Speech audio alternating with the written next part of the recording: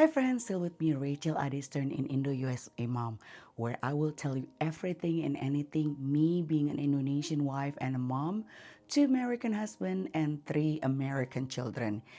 If you didn't subscribe yet, don't forget to subscribe. And if you like this episode, don't forget to like and comment or maybe share it so other people will know more information about all of the subject that I have. So stay tuned.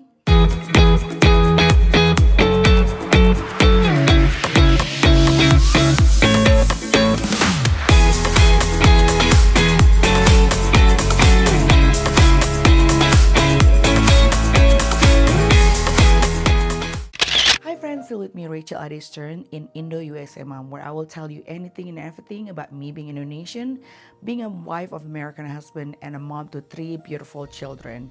Some of you already know that my number two son is actually in the Air Force Academy, and he actually finally graduated in 2023 after he spent 4 years in the Air Force Academy. After graduate, he was chosen to get a pilot slot. They call it a pilot slot. After that, they will send him to training as an undergraduate pilot. But me as an Indonesian wife have no connection whatsoever to military. I have no clue how to support him as a mom after he graduated the academy, headed to the pilot school. Call it the pilot school, I guess.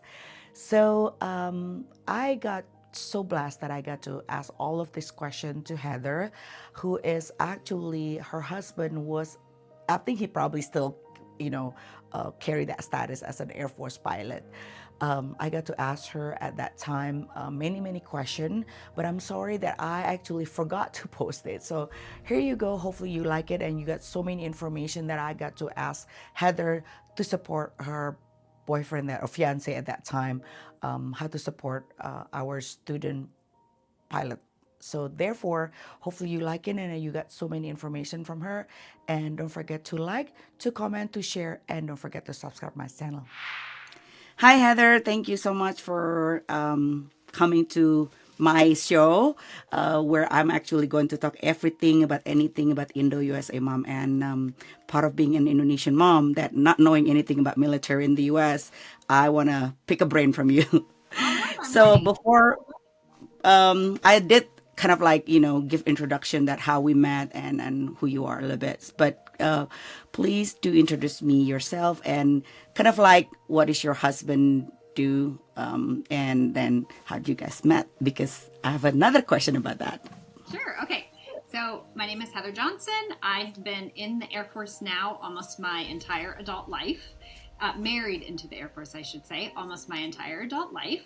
And we have five beautiful kids, and two of them are out of the house, and then three are still in the home with me.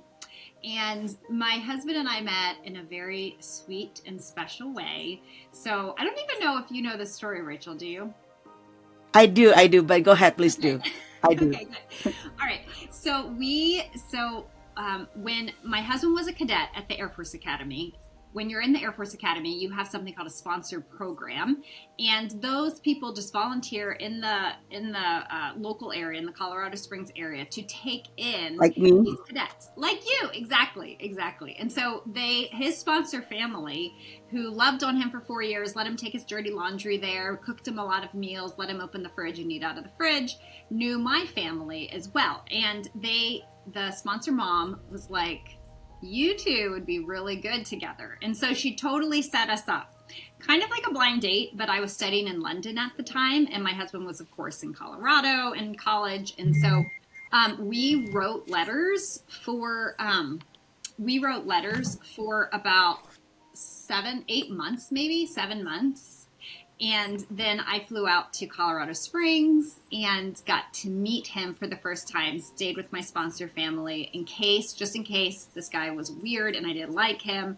I stayed with my friends, Ben's sponsor family, and the rest is history. Awesome. I see the picture of your anniversary. So what is, by the Yeah. way, but when is your wedding anniversary? It's in September too? No, what I posted today was just pictures of us this past weekend. Our anniversary is in November. Oh, okay. So after his graduation, FYI for my listener and your listener too, like we, well, Ben, go ahead, of course, already more years is in the pilot, right? And so my son is just basically started. And one of the reasons this episode I made is because I literally just experienced being a pilot training mom, right? The up and down. And Heather has been great guide, other than many things that she's guided me. So after the graduation, we both know that after that our lieutenant now is going to the pilot training. So my question is, were you able to go directly with your husband for a pilot training? Yeah, we actually were not married during pilot training. So we were dating for part of pilot training, and then engaged for the second part of pilot training, and then we got married after pilot training. After he completed that time in pilot training, we got married. So I was not with him during any of that time. I mean, we were together, like dating, and then we were engaged, but we weren't married during that time. And I didn't live there. We were long distance as well the entire time. Okay. The reason why, I mean, this is very good that I'm asking you that, because the other lady, she was in the pilot training being married, so she's like 24/7, and which is for you not being married at that time. We as the mom can pick the brain when is the best time to visit our pilot training student. So, what do you think about that? Well, I think I visited as a girlfriend and then a fiance. So it's a little bit different for a mom maybe, but I visited about once a month. And Okay. I think I realized I had pretty low expectations of how much time he'd really be able to spend with me. Like, he was always with me in the sense that he might be beside me chair flying or learning or studying, but as far as like hanging out, going out on dates, spending all of our time together, he was always distracted, I should say, by pilot training and by the demands that took on his time. But I still went there with the opportunity to be able to be with him, and also just to make some meals while he was there, and cook for him once in a while. And I was still a student. I wasn't working at the time. And then I worked a job that allowed me some flexibility. So that is what I did. About once a month or so, I would head down there. Okay. So, would you be like, I have a question, like I heard that the last part of the training, whether it's T1 or T38, because I'm pretty sure some of the people that listen to this podcast is because they want to hear about being the supporter of the pilot training student, right? So would it be say, no, no, no, no, no, no, don't come to the last one, just come on the T6 one, or don't come to an academic one?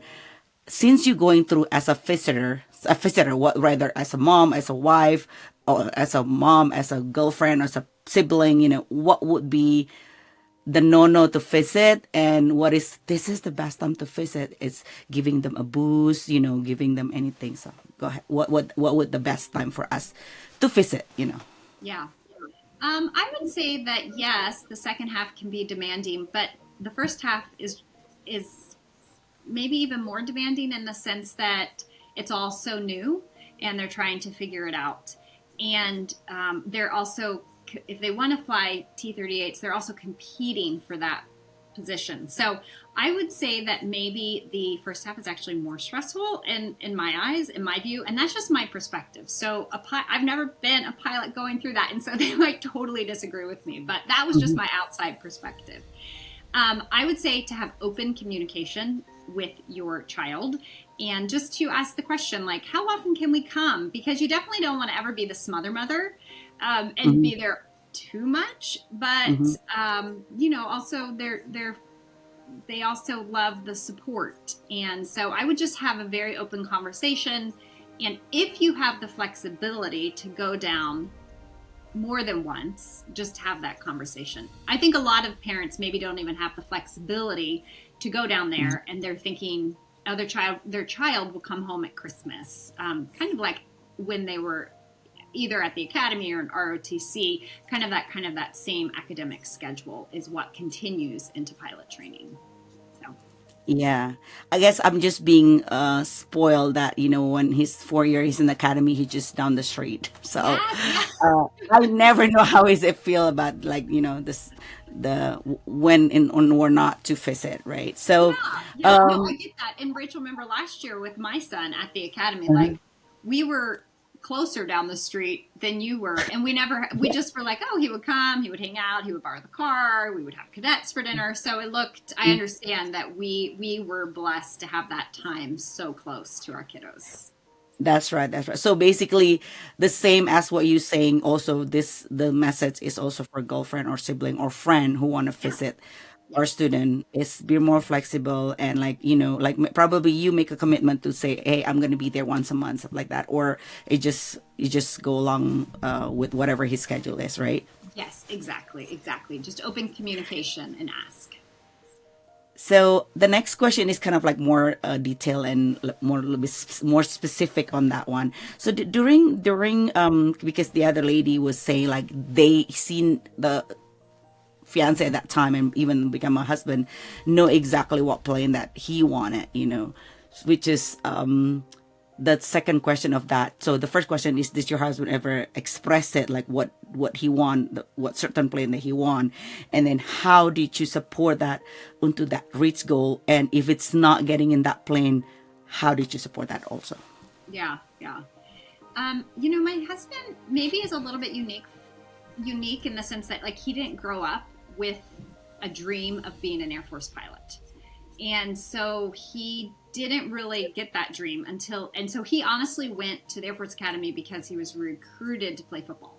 And so he didn't have this big dream to be an Air Force pilot. And so I think he developed that dream while he was at the Air Force Academy. And then he was like, hey, this is super cool. So I think he was a little bit more flexible.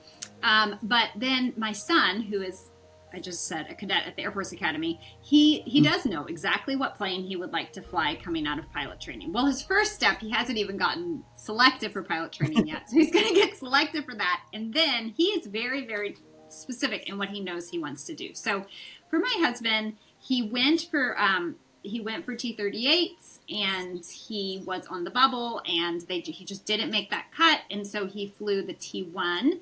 And looking back, we're really, really thankful. I would say he was disappointed, but he wasn't like crushed because he hadn't always dreamed of being a fighter pilot or a bomber pilot. So I would say he wasn't like crushed. Of course, he was disappointed because it felt like a competition, to make it to the top. But we feel really thankful where the place that God led us at that point. Yeah, for everybody who's not really exactly know what Ben do, because like Ben was in the heavy pilot, but that and again, it does not stop you to become a leadership, right, Heather? Oh, right. Oh, no, no, no. Absolutely not. There is, So don't be discouraged whatever plane that they think that should be, yeah, they give it to you, right? yeah, absolutely. Absolutely. Don't be discouraged. I remember when Ben was young, a commander told him, the cream will always rise to the top. And so, whatever, you work hard and you do your very best. And as parents or as spouses or as girlfriends or fiancés, we just support them and encourage them and help them, and then at times hold their disappointment if they are disappointed. But we're just kind of there by their side, encouraging them through that time. Yeah. So just like your son that right now a cadet know exactly that he want to become a pilot. Well, some of my listener does not know. Maybe your listener does not know. My son for the past 3 years he does even the fourth year does not want to become a pilot. But he put it in. He thought he did not get it, but now he said to me like, "Mom, I think we should. I think if I ever gonna get a chance to become a leadership, I'm gonna make every single cadet doing it. At the end of the day, they know exactly what good or not for them." Yeah. Um, and then he said, that's what he said. And then don't be discouraged if whatever plan that you might be in, you actually say that to me, that whatever plan that you be in, it's for the good mission of the United States Air Force anyway, Yeah. right? Absolutely. So Absolutely. So that's probably kind of like probably cream it from what your statement earlier, that what is the crucial did I say it right? So, yeah, no. What is a crucial suggestion or advice for us, like I'm like you said that you never been in the military background before. I don't have a military background before, let alone I grew up in Indonesia, right? Yeah. How we support our new UPT, which is for my listener who does not UPT, this is undergraduate pilot training student, was it beneficial, you think, like kind of like giving the suggestion, like like basically like a pep talk, or like just silent, or should we be like avoid even the conversation so they feel like they can be in ease whenever with us? So what do you think about that? Well, I don't know about your adult children, but my adult children don't listen to me a lot, and my advice. And so I think that honestly, at this point, you've done a great job raising your kids. If you've reached this point and you just kind of let them fly, and I mean fly the nest, not just necessarily fly an airplane, and you support them in the ways that you've kind of grown to support them the best, by encouragement, by cheering them on. I think they really need to know that you're their very biggest cheerleader, by telling them continually how proud you are of them, that no matter what happens in their future, that you're so proud of them and you couldn't be more proud of them. So I think doing all of those things are so important as you continue to encourage them, and especially if it becomes a point, if they reach a point in their journey where they're very discouraged and very let down by what is going on in their situation and in their circumstances. So during band pilot training, did you as a girlfriend ever do the pep talk for him, like like So, like, before you got patrol, like this, like, yeah. the rally talk? You know what? I don't actually remember that, but I do think that part of being a really good cheerleader is sometimes they just need a real, like, you've got this. So we have a saying in our family that we say a lot, and it's Johnsons can do hard things. And so we just say that a lot in our family. We're Johnsons. And so Yeah. I think just saying that, reminding them like they are braver and more courageous than they realize they are, and that they can do hard things. And so, yes, I feel like we do give that kind of a pep talk to our kiddos. And just leaving the lines of communication open. Rachel, this is something that I've noticed that you do really well with your kiddos, is you have very open lines of communication, and they are always willing to talk to you. And that doesn't happen overnight, right? Like, Yeah. you've worked that, you've developed that, you've committed to making that work in your relationship with your children. And so, and I notice it, that they very openly communicate with you. And so we want that. We all want that for our kids. And it doesn't come usually by pointing a finger and you need to do this or you should do this. That comes by them knowing they can always turn to you and find the encouragement and the I've got your back and I'm proud of you, buddy, mentality. Well, I did that, like, because, I was actually remind me of Jay's speech during the graduation party. He said that, Mom, I won't be here, but of course they will say that, right? But, literally, you're be there for me. Like, you call me during the day and say, Jay, what are you doing? Study. Okay, bye. Jay, what are you doing? Playing video game. Okay, bye. I literally just call him for that, just that. And I think I just talked to you earlier that, my oldest one is, always in the business trip. I never know when he's in Colorado, even though he's just down the street in downtown. I just said, hey, I'm going to make you lasagna when you're free. Yeah. And So, food yeah. is always it's always helpful, right? No matter what, I always Yeah. I always found that food was helpful, and so when I would go visit Ben, oftentimes I would make food that he can put in the freezer and then just pull out when he needs it. So I find that food is always the answer. Yeah, I did. I agree with you. Like prep food for them. I make him the biggest tray of the lasagna, and then as me as an Indonesian, I cannot eat lasagna or spaghetti without the Indonesian chili sauce. Like sriracha. But there's one is called ABC or EBC, and I brought that last night to him, and then he like, Mom, I'll take it. Okay. Okay, then I need a meaning that I have to go to the Indonesian store now. So, speaking about that, I'm so blessed that Jay have his own house in the pilot training base. I call it that one, right? And so that's one another thing. I'm enjoying cooking for him. But that wasn't easy. For those of you that's not know, of course you know that wasn't come easy. But I guess God is blessing us more than we can think of because we are praying for the dorm. And then we get a house. And anyway, for those of you who does not know the story, because Jay's single, so a house normally is for marriage couple with a dependent, literally. And the dorm is full, and there's an angel in the housing department at that day. It said that, hey, um the dorm full, but there's a house, but you have to pay out of the pocket. After calculating it, it's all good. I think that was a blessing that I want to share to all my audience, that listen to this to become a new pilot training.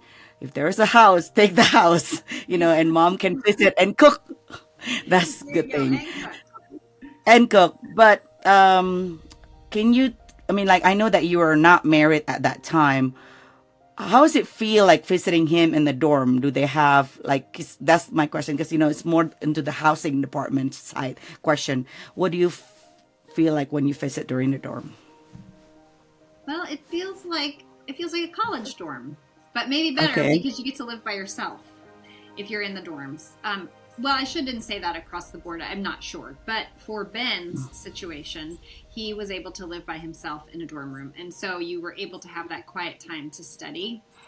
I mostly felt bad for him because I think he was living off of Golden Grams and what was it called? Hamburger Helper. Like he felt like he was Mhm. cooking if it was Hamburger Helper, and so mostly it was fun to visit. It was fun to kind of like walk into his room, and they learn this chair flying, and they have a cockpit taped on their walls.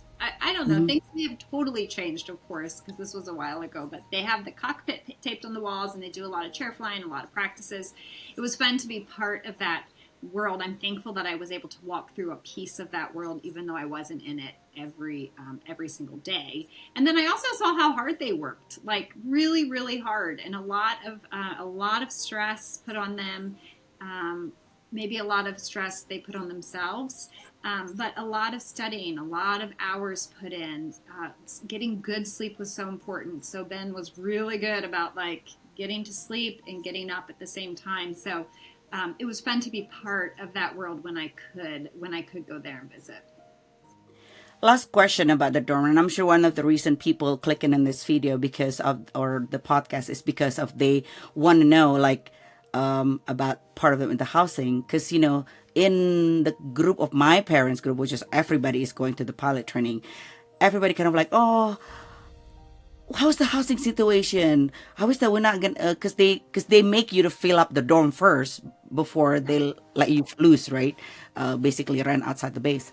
So is it hard living in a dorm? 'Cause it seems like this is me. This is the way I look at it. Also, when I read the note before I even actually go to the base, that it seems like, oh no, I don't want to live in a dorm, stuff like that, or like you were saying, you're enjoying in a dorm, like a college dorm, but it's in a glorified college dorm, right? So of course, I hear that you said that earlier that you were able to cook. Do they have a living room in the dorm So this was just where and all Ben of that? was, and honestly, Ben's dorm may have been the dorm that Ben lived in may have been renovated and maybe totally different, but it was one big room, kind of like a Mm-hmm. loft apartment. So it was one big room, and he did have a sofa in it. I think he had a bookshelf and his bed. So it was all in one room. And then the Studio. kitchen was also part of that one room. And it had a refrigerator. I think it had like a stove top, but no oven. Just a stovetop sink. So, and then a bathroom. Mhm. So their own bathroom. So think loft apartment, think apartment in New York City, but not maybe not that beautiful and fabulous. Just in just the amount of space that you had. So basically, still I mean, still good, because right now Oh my yeah. son Jay is still so glad that he's in the base. so glad. He said, like, I don't have to be on the gate lineup parking, gotta check the DOD thing when you have to be 5 o'clock a.m. in the, inside of the gate, right? So, Yeah. so the Yeah. And if dorm, you're coming from a college dorm, it probably feels luxurious, the base dorm. yeah. So, dorm is good. Yeah. Don't get scared, because I was scared reading all of those parents saying like, oh, I hope that they're not making my daughter live in the dorm or my son in the dorm. So yeah. So Heather, of course, we always end up with a good note, right? So, could you share me what's the joy being a pilot wife? Well, then by then it's only fiance, right? Then when he was studying, and now, and what you're looking forward being a pilot wife? I mean, like maybe a retirement. I don't know. What you can share me with that one? Yeah. Well, I think beforehand it was just really, it's been across the board, especially in pilot training. Celebrating him was probably a really big joy of mine. They really, like I said before, one way to give your kids a pep talk. I don't know, maybe also your spouse. I would have to think about that one, but is to just say, like, I know you are more brave than you think you are. And so when you say that and then you see them succeed in amazing ways, and you see them like going from no flying to like doing, I don't even know the names of them, but barrel rolls, I'm not even sure the names of them, but like loops in the sky, you watch that progression and you are so proud of them. So one of the joys has just been really celebrating my husband, who was then not my husband, but that's one of the joys.